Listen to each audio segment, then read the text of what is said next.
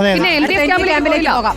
NDA ക്യാമ്പിൽ നിന്നുള്ള ദൃശ്യങ്ങളെത്ത് ചാക്യാർ കൂത്തിലേക്ക് വീണ്ടും ദീപക് മലയമ്മ. ആരാണ് ഈ ചാക്യാർ കൂത്ത് കലാകാരൻ? എന്താണ് ഈ രാഷ്ട്രീയ വിഷയം തന്നെ ഉന്നയിച്ചുകൊണ്ടാണോ കൂത്ത്?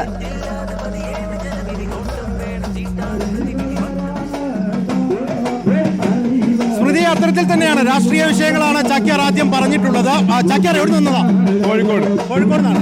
കോഴിക്കോട് വരെ ഇങ്ങ് വന്നു അല്ലേ? എന്താ പേര് ചാക്യാരുടെ? നാരായണെന്നുള്ളതാണ്. ഒപ്പം നാടൻപാട്ട് സംഘമുണ്ട്. ഓക്കെ, ഈ ചാക്യാരുടെ നൃത്തം നമുക്ക് ഇവിടെ കാണാം. പൊതുവെ ചാക്യാർ നൃത്തം പഠിച്ചോ?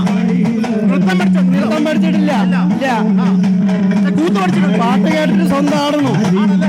നാടൻ നമുക്ക് ദൃശ്യങ്ങൾ തന്നെ കാണാം. ഒരു നാടൻ പാട്ട് സംഘമുണ്ട്, ഒപ്പം തന്നെ ചാക്യാരുണ്ട്.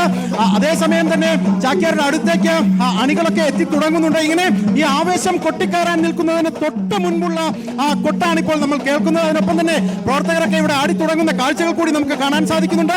ഇവിടെ നിന്ന് മേലാമുറിയിൽ നിന്ന് അങ്ങ് കൽമണ്ഡപം റോഡ് വഴി സ്റ്റേഡിയം ബസ് സ്റ്റാൻഡ് ജംഗ്ഷനിലേക്ക് എത്തുന്ന ആ ഒരു ഘട്ടം വരെ ഏറ്റവും പൊലിമയോടുകൂടി ഈ NDA ക്യാമ്പിന്റെ കൊട്ടിക്കലാശത്തിന്റെ പരിപാടികൾ സംഘടിപ്പിക്കുക എന്നുള്ളത് തന്നെയാണ് ആ ക്യാമ്പ് ആലോചിച്ചിട്ടുള്ളത്. ആ നിലയ്ക്ക് ദീപക് മലയമ്മ, നമുക്കൊന്ന് LDF ക്യാമ്പിലേക്ക് കൂടി പോകണം. അപ്പോൾ ചാക്യാരുടെ ആട്ടവും പാട്ടും ഒക്കെ കണ്ട ദീപക് അവിടെ തന്നെ തുടരുക.